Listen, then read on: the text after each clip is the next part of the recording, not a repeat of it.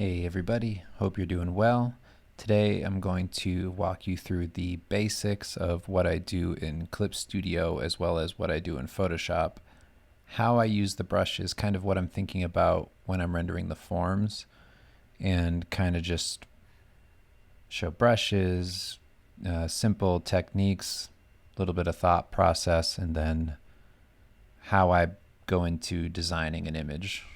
And that'll pretty much round it out. I'll do more of these as questions come up as far as little things that you'd like me to cover that are a little more specific.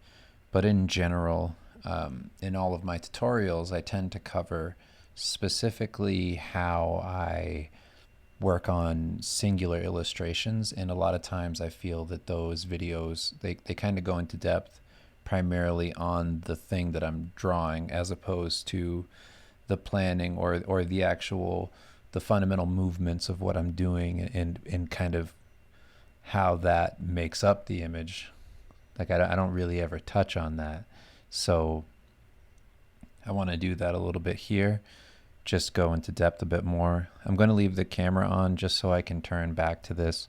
It's a little harder for me to do like a voiceover completely of my whole process because I'm kind of like catching up to my thought as I go through drawing. So we'll just go and get straight into it, and then I will explain what I'm doing as I go. I'll turn back to the mic so hopefully you can hear everything I'm saying. Okay, so first we're going to start out in Clip Studio. I have the couple brushes that you've downloaded. Likely if you've downloaded any of the Clip Studio stuff I've really only put up 3 brushes. So those are these 3 I'll show you on the screen. So there's the pencil brush that I use a lot, and then there's these then there's this watercolor brush that I also use a lot, and I use it to varying degrees of opacity. I can turn it up to 100% and show you what that looks versus the pencil. And then the last one that I put up that you've maybe used is the kind of noisy brush. And this is kind of toning, sketches, drawings, whatever.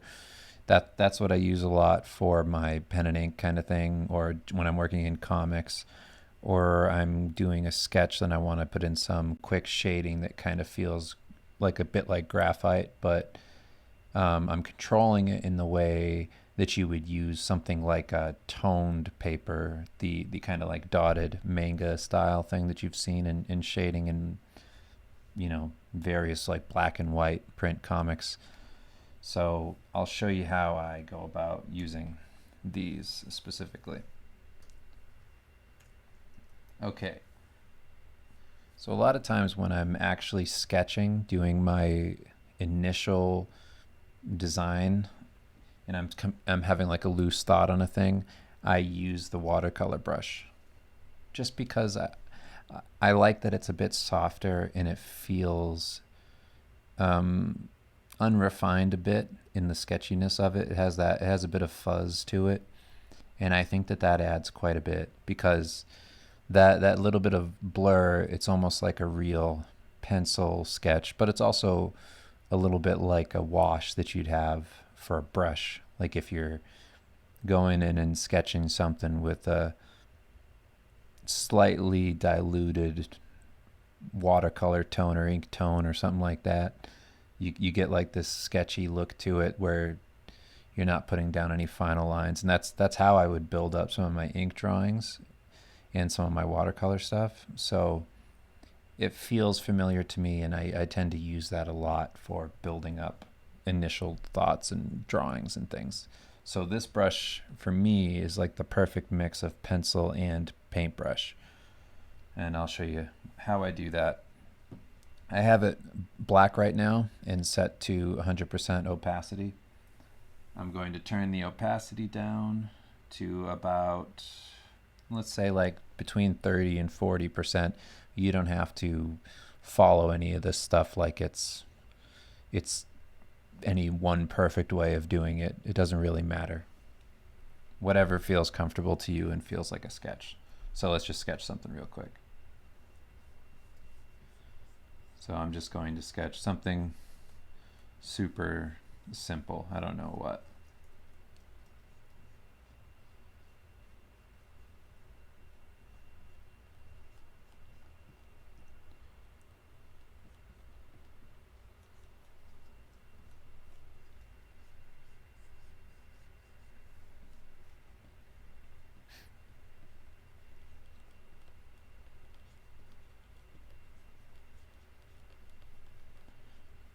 All right, so I just sketched like some dumb, loose bust. Who cares, you know?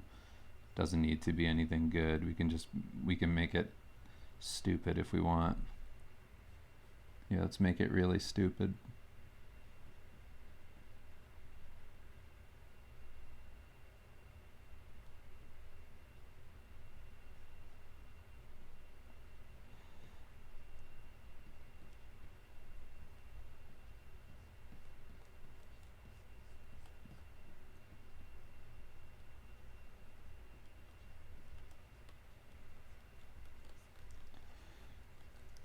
Okay, so there's a really bad drawing. And this is basically what I do. I sketch like this. I use this brush just because, I don't know, you kind of think differently using each brush, at least I do. So I find it helpful to switch between a few different ones. And it'll help me kind of like sometimes think in bigger shapes and then go down to thinking in kind of tighter, detailed elements. So I'm going to show you also how I sketch in Photoshop, and that'll be a little bit different approach to this, but similar idea in that I'm trying to do something different. I'm trying to do something that'll make my mind think a bit differently about what I'm drawing. I know looking at this, you're probably like, that's a really stupid thing to say. Look at what the fuck you drew. That doesn't make any sense. Take it back. I won't. It's what I actually do. So this is just the example we're using today. All right. The next thing I do is I flip my sketch horizontally. I flip my sketch horizontally so that I can see any mistakes, imbalance kind of things. You can tell when like an eye is off, or you know, something is off with the perspective of the face. The forms aren't matching up. It's just a easy way to refresh your mind a bit and see it new again. So I always do that. Initial sketch is drawn the way I kind of want it to look in the final, you know. I can also refine this over and over if I want to. I can just paint out parts. Again, with the shortcut on the keyboard is C, where you turn your brush into an eraser. So you can see that. Just pressing C and bouncing back and forth, I can erase in and out. And I do that a lot. Okay, so now we're ready to jump into the final lines. We turn this down, the opacity down to around 13%. It doesn't really matter, 12%, whatever you want to do. You can turn it up if it's too hard to see. And if I'm going for an inked approach, what I'll do is use that like pencil brush that I have, that I call it like the dopest pencil. So this one up here. And when I use this one, it's mostly for comics, mostly for pen and ink. I'm not really thinking I'm going to move this into a final painting. It's a specific style. So I do this for things like the X-Men portraits, if I'm doing anything really comic book oriented, or I want to do some like anime, manga influence kind of thing. I use this brush, and I find that I can get a lot of detail out of it, but it also has a grain to it. It has a really nice organic feel to it. So I like it for that reason. Okay. So now that I am using this brush, let's make it not an eraser. I still had it set to that C I was talking about. I can start refining. Let's keep this relatively simple.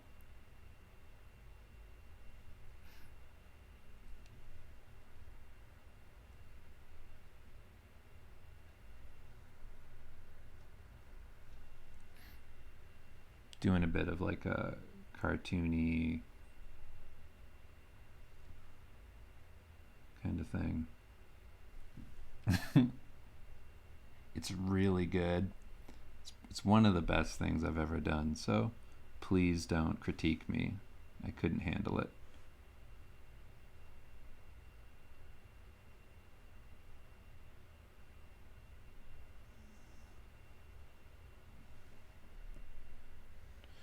I'm going to go ahead and delete all these layers beneath, by the way, because for some reason this is slowing down. Oh, I set this layer to multiply, by the way.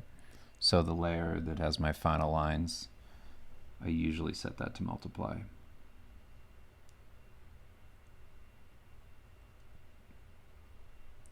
going to pause this for a split second and jump right back in. Okay, and I'm back. So I'll show you how I basically go in, I try to refine everything.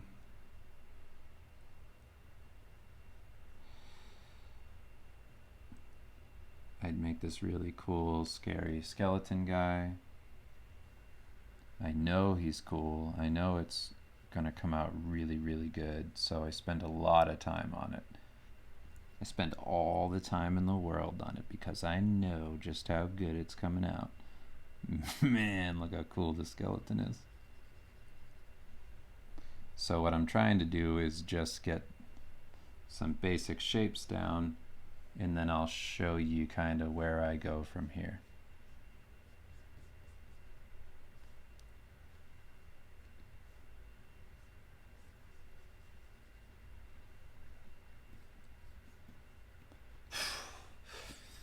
This is worth it. I promise you, this skeleton is what you want to do. Okay, so there's a few things I do at this stage. I had my sketch down, and I started to do my little final lines. Something that I'll do when I do inking is I will start to work on the forms of the piece. And if it's an inked thing or like a detailed comic, I tend to go in and do a bit of like cross hatching kind of thing and little details and all that. So you can see in here, I make my brush kind of small. I don't want it to compete with the line weight of all of the outside lines. So I now think in terms of what the forms are in this piece. So I'm going to change my layer color here to a blue layer. It's going to be, all of my lines are going to be blue now. I click this, what do you call it? Change the layer color button. Okay, so it's basically so that you can do like a sketch, make it blue, and then draw over it if you want. So I made this blue, and now I'm going to show you the forms I'm thinking of. So here's kind of how I think through the forms of a character.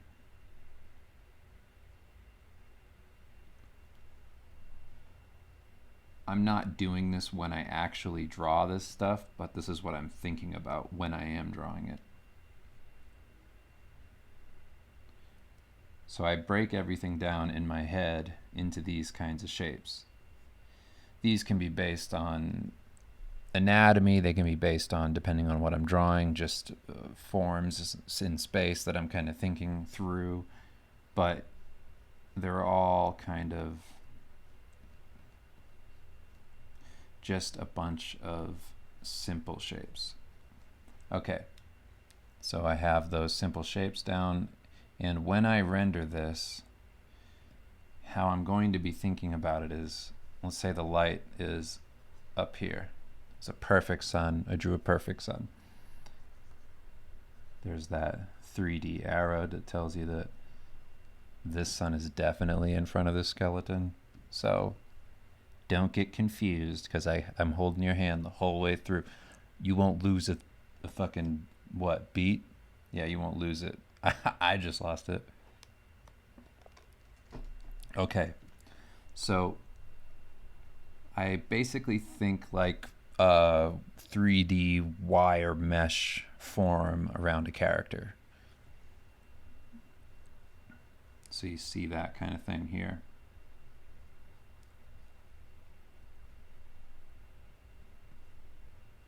Right? And the wire mesh kind of represents how my lines will wrap as I draw around each form. You want to have your lines and your brush strokes, if you're painting, in kind of tune with the form that you're working on. So you want to think of like, so here's this form in front of me, right? If it's facing me and that points right here, so when that part's facing me and the rest of the wire mesh moves around it, I know that those arcing lines that I'm going to be drawing around the form, they're going to kind of turn away from me as I move away from that form facing me. So that's how you kind of know when to make your brush strokes or your lines kind of start to turn away from you. So that point would be like here on this character, and then like here, and then right around like here. It's wherever the form kind of peaks towards you in that three-dimensional space. And I find that this is just a really easy way for me to think through everything I draw or everything I paint. I try to keep it in mind. Well, I keep it in mind to the point where it's kind of just second nature to me. I don't really think about it. It's there. So I'll show you what it looks like in actual practice. Okay. So this is me just thinking through that stuff. Oh, yeah, opacity's way down on this. Okay. So I just have my lines wrap the forms like that.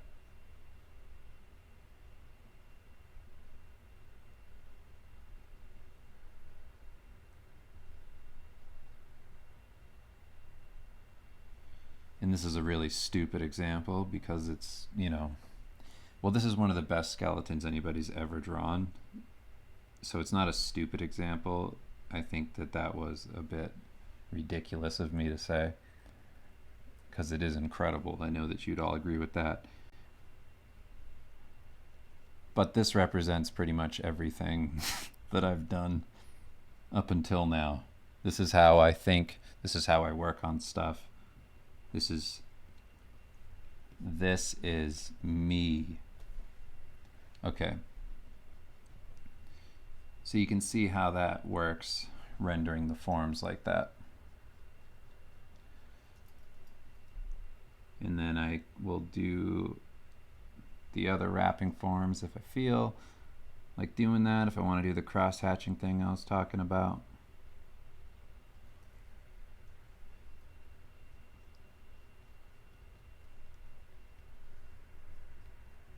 Again, just following those three-dimensional forms. And each one of these wrapping forms just further provides good lighting information for your drawing and gives the illusion of depth.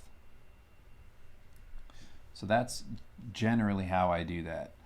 On top of that, what I'll do is use that dotted brush I showed you, and I use that in this way. I press M on the keyboard, I use the lasso marquee up here, and I will just select what I think that form is, like I showed you, and then I kind of think where that middle line is, where the form is turning away from that light source up here.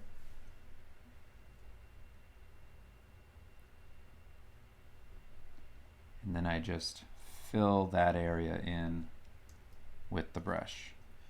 Again, not sure if I mentioned this already, but this is on another multiply layer.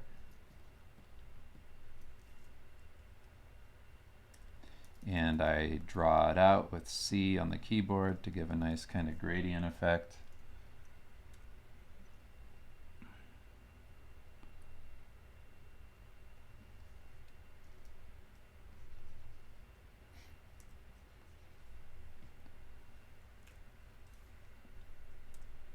I feel that it adds a really nice aesthetic to a black and white comic.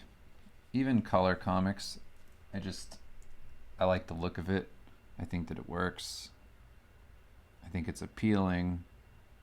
It has that old feeling of 80s manga that I'm really into. Or I say 80s just because that's the kind of thing I grew up looking at. I'm sure they still do this.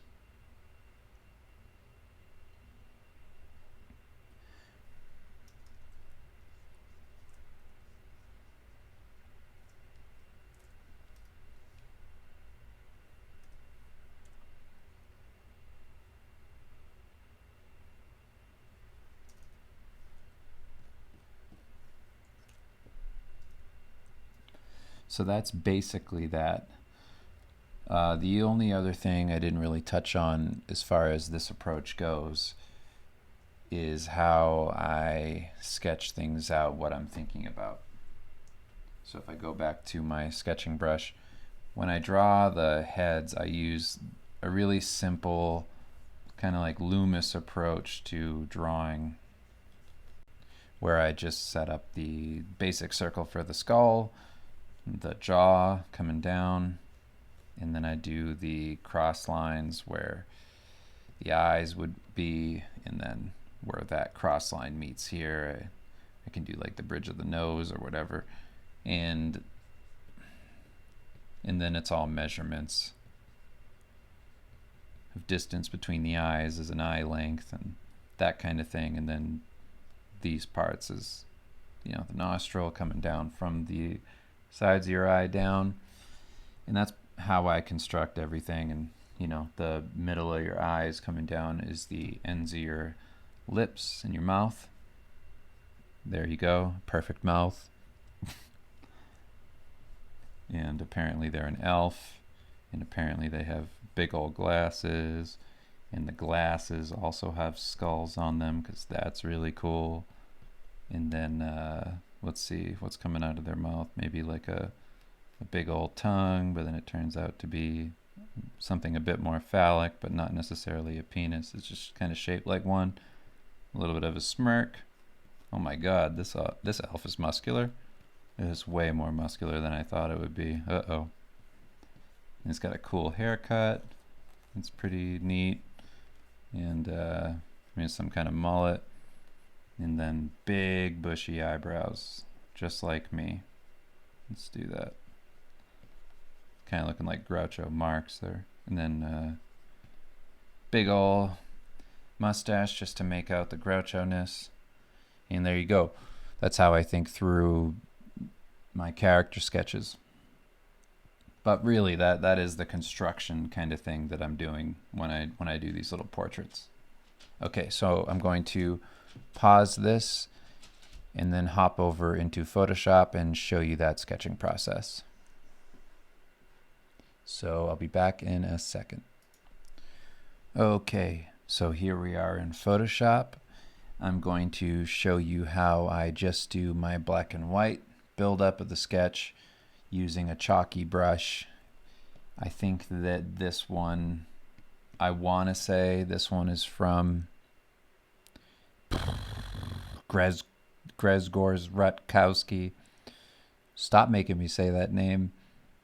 I don't know how to say it. It's very Polish, I hope. But his brushes are great. I use them a lot, and you can download them off of his Gumroad. They're really helpful. And I want to say, if it's not in his oil brushes, it's from one of his larger sets. I tend to take brushes here and there from a bunch of places. I have some old Jamie Jones brushes. I have I have brushes from Bumsky. I have brushes from some Chinese artists that I can't remember their name. I just know that I have their brushes in my tool presets up here. I don't use a whole lot of brushes as far as like the things that work for me. Like I don't have this crazy variety of brushes. Because I have a weird brain where I get very obsessive and I think that things need to be a certain way, I tend to only stick to the handful of brushes that I use constantly. So because of that, I have a big brush list. That's more or less so in case I want to maybe grab like a textury brush. I have that option, or I can look through my brush collection and kind of find something. But more or less, I use between like 2 and 3 brushes in every program because I don't think my brain can handle using any more than that. I don't know why I had my headphone in that whole time. I wasn't listening to anything. Okay. So I have a chalk brush. I'm going to set my colors just to black and white. And what I'm going to be doing is switching between black and white as I draw. And that's it. So I do that by pressing X on the keyboard. I don't know what I'm going to draw. We'll figure it out on the way. Okay. So let's start roughing this in. For the sake of things being a bit quicker, I'm just going to do something real simple. Let's call him I don't know, some kind of orky dude. Nose isn't interesting enough, gotta change that shit. And I'm just gonna tell you kind of what I'm thinking as I go. So yeah, just switching back and forth between black and white, sketching, trying to find something. I like working this way sometimes because it's just thinking in terms of form and light and dark, which gets you into a different mindset as far as what you're drawing and how you're thinking about composition and how you're thinking about how like a final painting would look. And I'll show you how I bridge that gap. Okay. Maybe draw a cut on the nose because that's a little bit better than nothing. You want to give somebody a feeling that this is a character who's done something, so you can't just have it be super boring. Curled in lip. Again, thinking about measurements of the form, so I'm thinking about how this mouth comes down, where it comes down, where it ends at the middle of the eye kind of thing.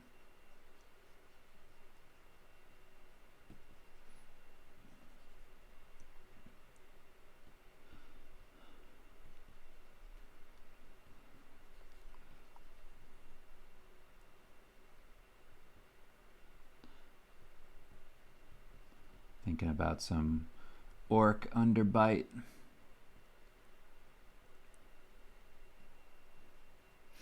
Make that brow come down a little bit. If I start making this face in the video, that's also part of it, because that helps me think through forms, is actually making the expression or just becoming whatever I'm doing a little bit. Don't be embarrassed about that stuff. Everybody does it. It's like shitting and jerking off. Everybody does it. Well, everybody but women are jerking off, I guess. Okay.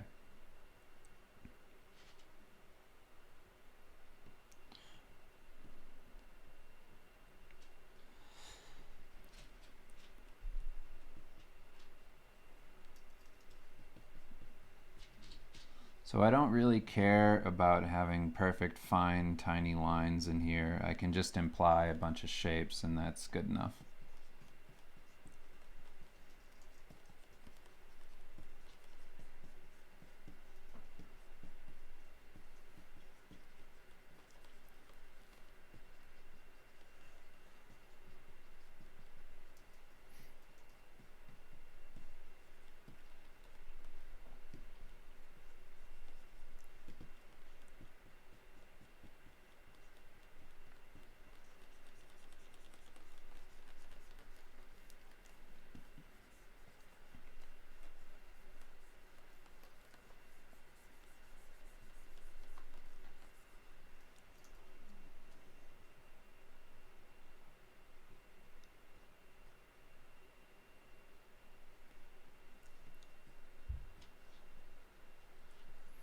this brush is just a brush I liked. I like the chalkiness of it. I like how it feels. It has a nice texture. And whatever the flow is of the ink, the color coming out, I always like that too. So I tend to find a brush that works best for me, and I stick with it, and I don't really deviate too much and experiment with other stuff. Okay, so I got this somewhere, so now I'm just going to flip it, see what it looks like. Same idea as last time. See if there's anything I want to refine. Nose isn't interesting enough. That's a very boring looking nose. Silhouette isn't really working too well.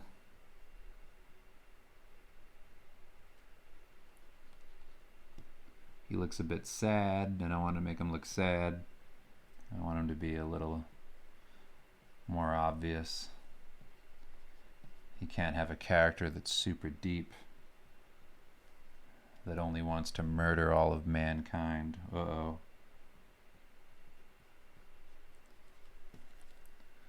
Because then you start to wonder, are humans the bad guys? Uh-oh. He has emotions too. He has a family.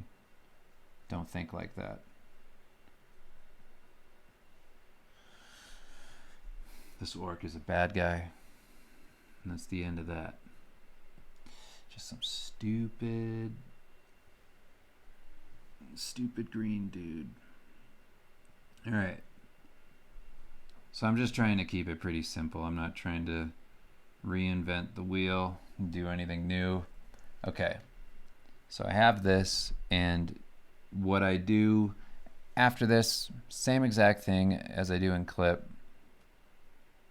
I turn the opacity down, and well, one thing to note is that this one is much looser than even my loose sketch in Clip Studio. I feel like Clip Studio gets you in the mindset of thinking like you're doing a comic. So you think very literally. And Photoshop has a nice twist where you think of things more in terms of forms if you're using like painterly brushes like this. So you get a nice kind of, I don't know, difference between them that gives you different results. So if I'm working on a comic, I don't really tend to leave Clip Studio, but if I'm working on a painting, sometimes I'll start in Photoshop doing something like this, because I know that if it works like this, then by the time it gets back to being a painting again, then it'll work.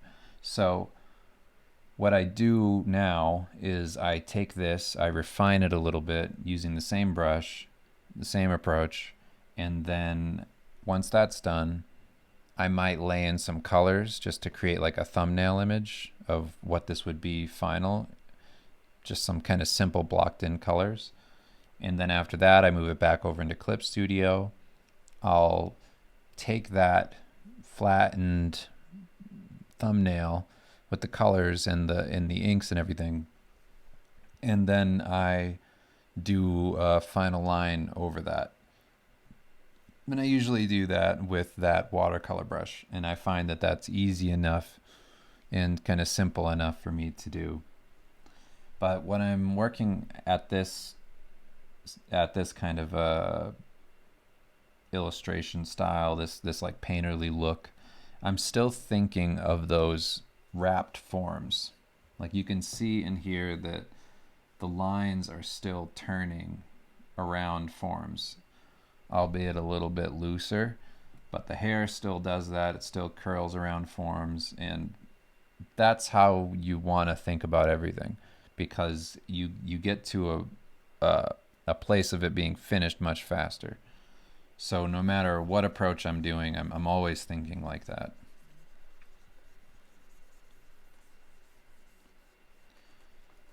So I'm just adding in some little tiny details, and it doesn't need to be anything. Add in a little hand. If it looks like I'm doing things quickly and it's easy for me. Don't let that discourage you. It took me, 15 years of constant work to get to a place where I can move quickly through an image and not have it take me all day. Because believe me, I was in a place where I would watch artists do demos and I would see them fly through something and be like, oh, what the fuck am I doing? I don't know how to do that shit. And you get discouraged and you think like, God, it's going to take me forever to get there. But you just keep doing what you're doing because you like it. And then hopefully you get to a place where it's easier for you. And that's what I've been working towards. So, all right. So I turn the opacity down and I just do a refinement.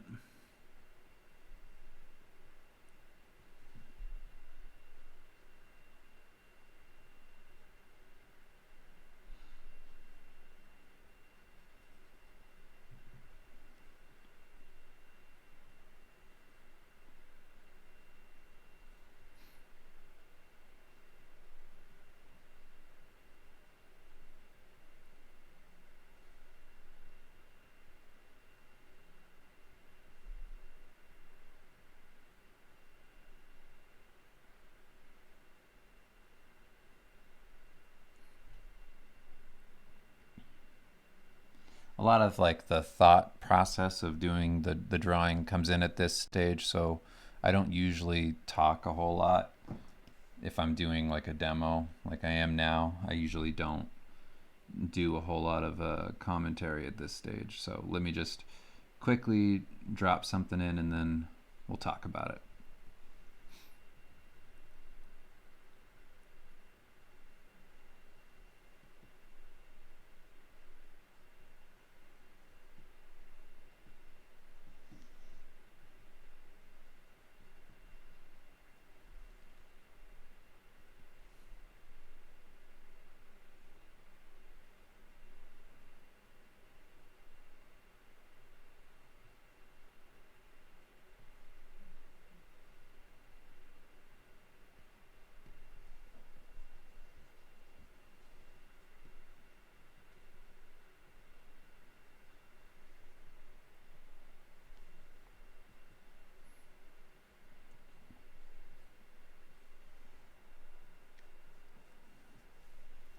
I'm going pretty quick, so it's not like it's gonna be incredible.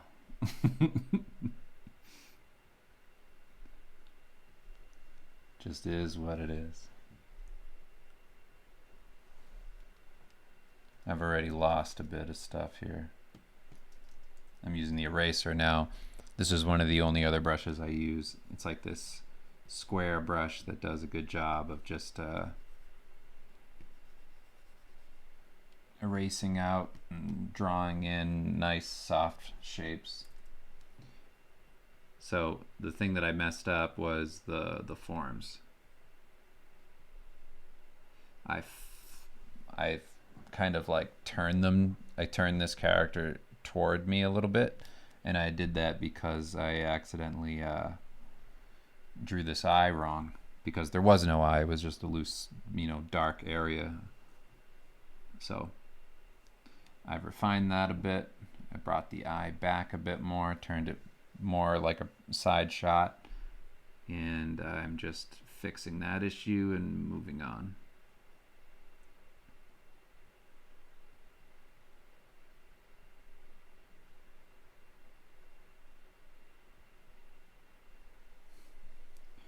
And I'll flip it again, just because I made that change and I want to make sure that it actually makes sense.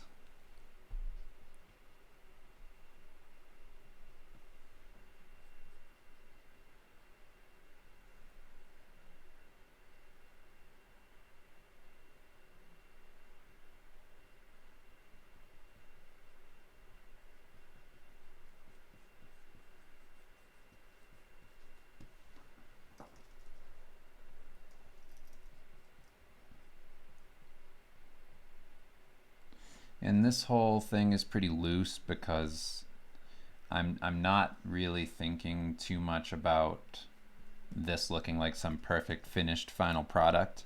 I'm just thinking about how can I make a cool thumbnail that will turn into a good finished painting eventually. I know that if the thumbnail feels okay, then the final will feel okay. So that's my main focus, is just a feeling and trying to get something that's cool down. And then as I refine it and make it more of a painting, I'll lose a lot of that energy because that's kind of inevitable. It's a pretty lucky thing when you have the sketch come out like just as good as have the final come out just as good as the sketch. So I just kind of know that from experience that that's so rarely the case that I don't really care. It's not a big deal to me. As long as it's okay, it'll work. I don't need to really stress about it, getting it perfect.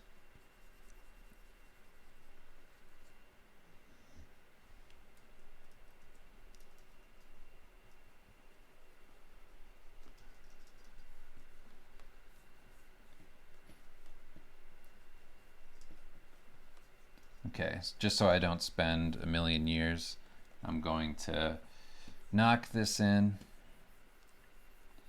and then show you how the rest of the thumbnail goes.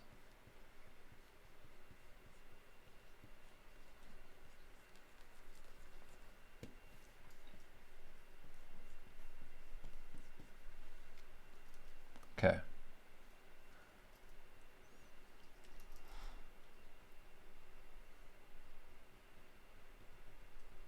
Alright, so I have this character here, and this is my second step of my Photoshop process, and I put in some basic colors underneath. I turn this into a multiply layer, the line layer, and then beneath that I'll start dropping in some basic fill colors for the character. And I do this using my square brush, this thing. It's got like a texture to it if you go lightly with your brush strokes, but it's mostly pretty opaque, and I like it because it has that nice variance to it. So if you want to go opaque, it's real easy, just put a little bit of pressure. But if you want it to be a bit more textured, you just lighten up your brush strokes, and it has a really nice blend quality to it. And I use it a lot, especially for fills and underpainting. So if you look at my most recent Evangelion piece where I did the Asuka underpainting, all of that was pretty much done with this brush.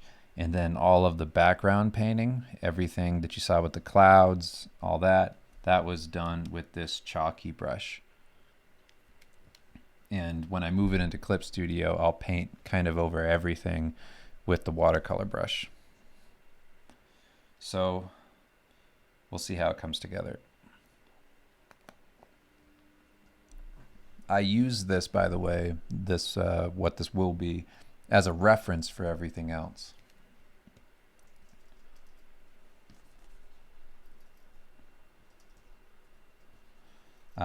Everything else as in every other step of this process. Not everything I'll ever do. And especially not for that perfect skeleton that I did in Clip, because that skeleton was phenomenal. That's where I peaked for sure. And I'll never get that close again. You know, there's only so many moments in your life where you come into contact with God, and that was one of them. It's that sly, smiling skeleton. He knows exactly what he wants. He knows how to get it. By flashing those beautiful teeth. Okay, so I have this orc fill, and then beneath that I can just drop in some other color, and this is the part where I'm going to show you how I use that texture brush that I kind of use in everything, because I like what it does, adding in some kind of information noise to the backgrounds. Normally, if this were a magic card or something, I would do a background. I would paint something in, but because I'm just doing a demo for you to show you how I approach everything, I'm not going to do that. So there's two ways to use this brush, and this is from that oil brush pack from Rutkowski. So what I do if I'm using it as a regular brush, so this here, the paintbrush, I'll select a slightly off color from the background, whatever it is, I don't know. Let's choose like a kind of a warmer yellow, and you lightly kind of brush it in.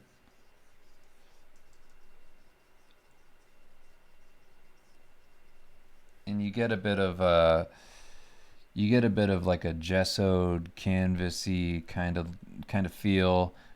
So that looks cool. But sometimes it looks a bit fuzzy to me, and I like when it's really crispy.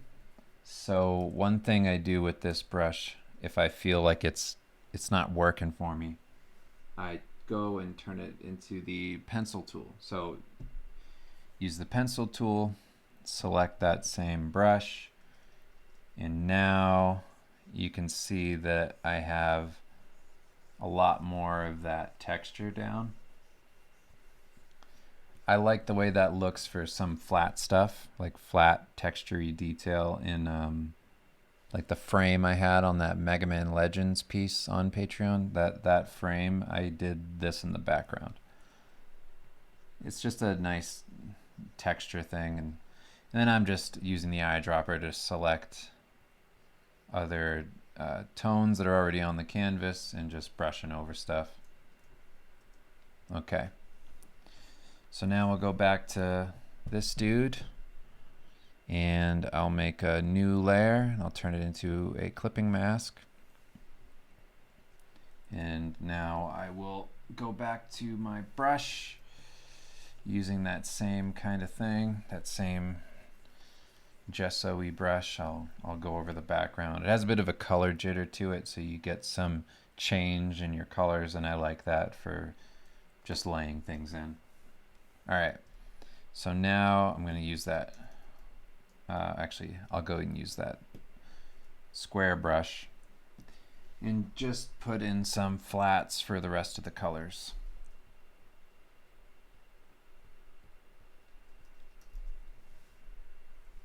Let's do the eye. Let's just be weird. Let's make it some weird green color, and then let's make the hair kind of, I don't care. Let's go orange. Who knows? And then let's add some color variance to the skin. You don't want it all to just be one color. So let's select the skin and go a bit warmer in some places. So take that skin tone, make it a little bit warmer. I turn the opacity on that brush down to like 30%. And then where blood would be rushing in the skin, I do that kind of thing. And this is all just thumbnailing in a character. Nothing too crazy going on. So once I have that, and again, not perfect, it is what it is for the sake of the demo. I'm going to make my multiply layer. This is going to be my shadow. I'm going to have it be in the shadow this background color, so the kind of green yellow. I use a pretty light color because of how it affects the tones beneath it. I set my brush to 100% opacity, and then I just knock in some shadows here using that square brush. And the shadows aren't dark enough for me, so I'm going to alter them in a second. But let's just continue dropping these in. Again, thinking about the forms the same way.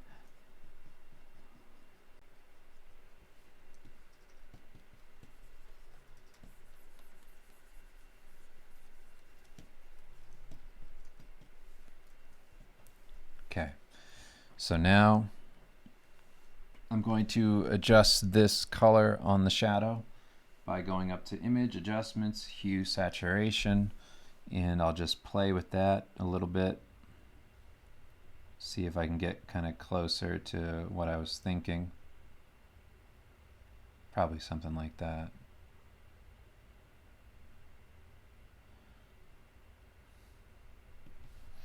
Okay. The other brush I use is this Jamie Jones brush, which is this one here. I don't know if you can see the outline of that. It's pretty easy to find Jamie Jones's brushes, so if you Google that, I mean, I'll Google it for you and I'll put a link to somewhere where you can download it, but Jamie made these brushes available for everybody to download, and this is part of it. It's not like you're going to find revolutionary brushes in there that are going to change everything about how you do art, but some of them you might find helpful. This was one of the ones that I found helpful, and it's really, I think, the only one from that pack that I use. I use it as kind of a blending brush.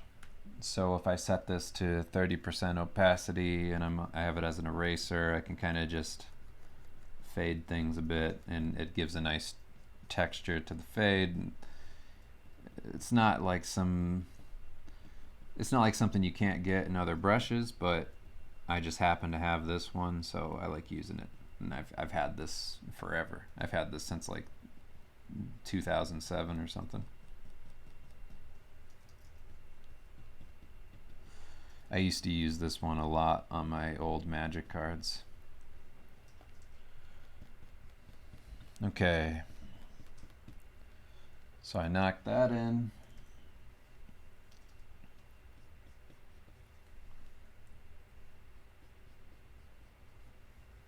Just putting some shadow on the beard hair and all that. Okay. So, not that this is done or anything, but that's essentially what I do. From this point on, I add soft light, I add overlays, I do that kind of thing to pump up the volume. 30% opacity, same square brush, soft light layer, a dark kind of brown tone, and I can just work in some shadows, get some warmth in there. And then I would maybe make this like cooler up top, that kind of thing. So what I'm going to do now is flatten this image, bring it over into clip, and then I'll show you how I would transition from this over into doing the final thing. Okay, let me pause this and get into that program. Okay, so here we are back in Clip Studio. I've opened this up, the flattened file, and I'm going to now create a new layer, put it underneath this one, also unlock this layer. I don't know why it's locked. There's a little lock here, so I shut that off. I make a layer beneath. I'm just gonna fill that one with white.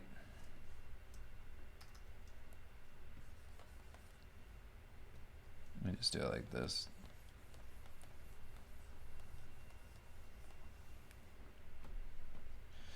And then I lower the opacity on my thumbnail. I do this with all of my paintings.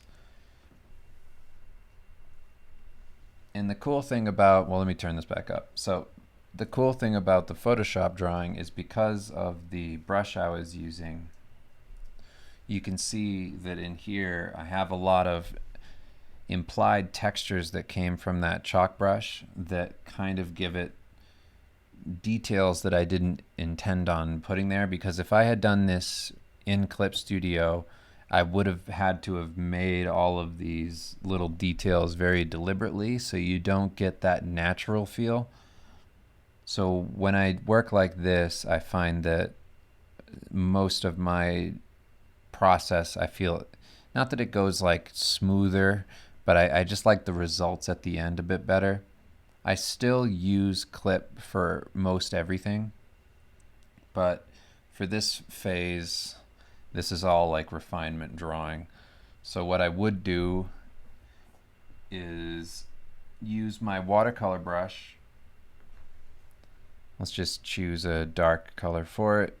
Set it on a multiply layer. Turn the opacity down. I can set this, well, it's already set to 40%. And I just do my refining lines. So this is where most of the drawing is done.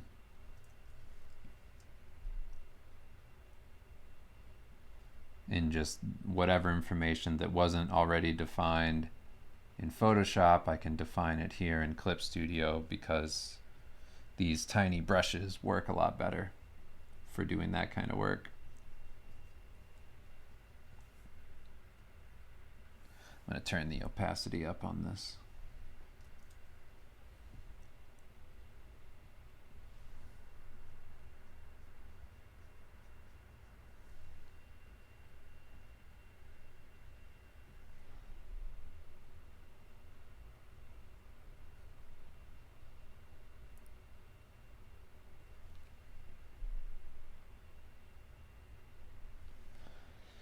When I'm working on this kind of final line thing, I'm not just doing a bunch of tiny lines. I'm still doing fills and things where the shadows are.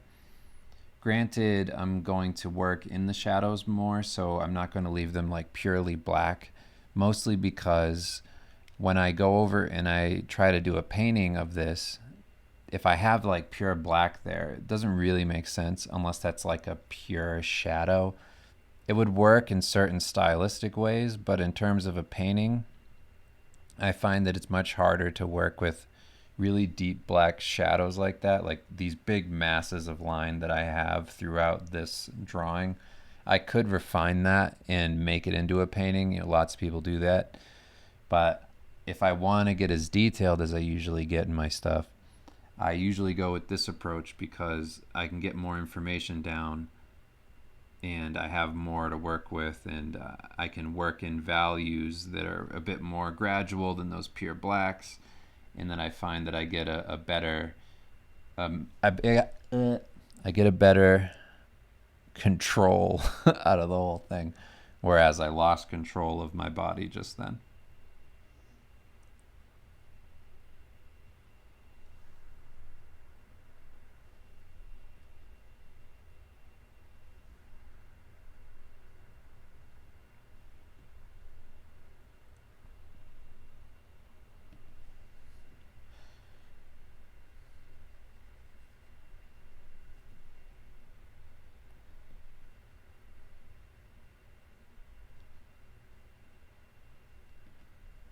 Okay, so I'm not going to do the whole entire drawing because I think you get the idea if you've watched any of the other tutorials that I've done.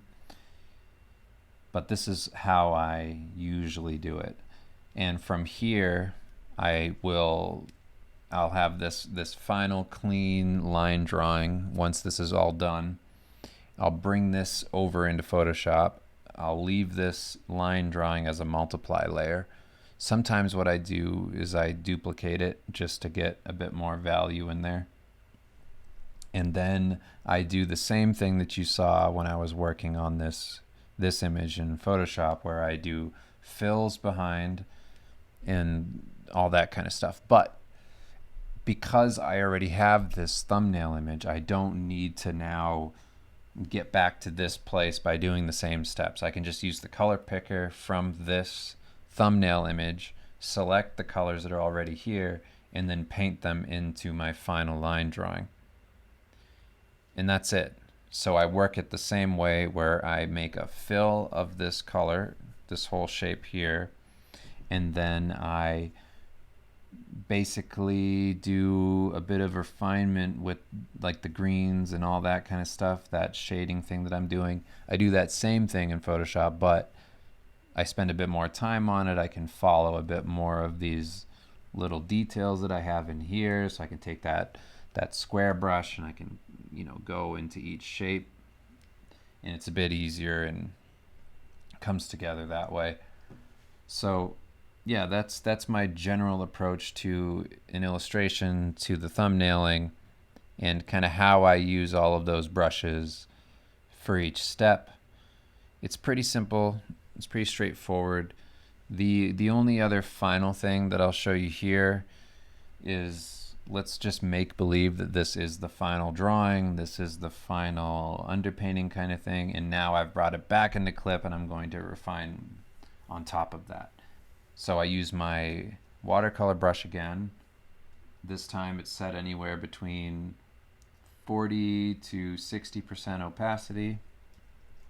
And using all the values that are here, I just use the eyedropper, I select, and I paint.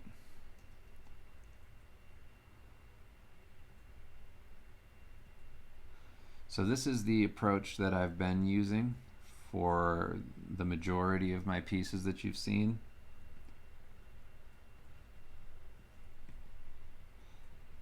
It's fairly simple. It's a build-up over multiple steps that ends with me being able to just paint and enjoy myself and not really have to think. All the information's there, all I have to do is render.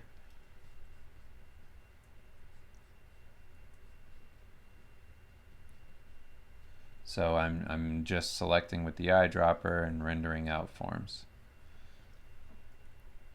And that's how I work through it. And again, even at this stage, when I'm wrapping all of these brush strokes, I'm thinking about the forms.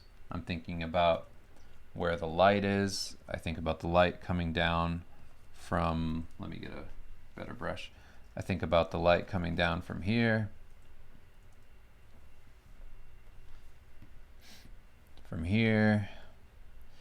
hitting this spot, hitting here, and I think about how these shapes will wrap and turn around the forms, and that's how I guide my way through all of my brush strokes. That's how I think about all of them. Think about where the light's going to hit the strongest on the character, and that gives shape to all of the forms of the character. And I got that by doing a lot of studies, specifically doing a lot of life painting. I would buy a bust that I found on Amazon, set it up on my desk, put a light on it, render the hell out of it, and that's how I did all of it. So if you want to learn about that whole thing, I can go into a bit more detail about maybe how I set up my studio area for that kind of thing. But as far as this process goes, I'm going to kind of leave it here. I have other approaches that I use, kind of watercolor approaches, and that digital watercolor look that I have that I use on like the Metal Gear Solid piece, and I can do a tutorial on that. But for now, I hope that this was helpful. You know, it's pretty quick. So if you have any questions or other kinds of videos you'd like me to do in the future that are like this, just leave a comment on this and I'll start making a list of things to cover. Hopefully this was helpful, and if you use it, let me know. If you have any trouble with anything, also let me know. And yeah, I'll look forward to making more of these. But thanks for watching. I hope that this was good and that you like the skeleton. I mean, how can you not like the skeleton? Look at that skeleton. Look at that fucking smile. Holy shit. God, that smile's good. Those eyes.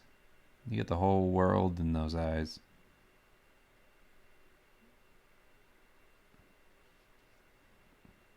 I was just imagining, what if this was one of those like live TV suicides where I just would just looking at this and blood hit this smiling skeleton's face on the camera. Anyway, have a good night, have a good day. Thanks as always for your support, and I'll talk to you soon.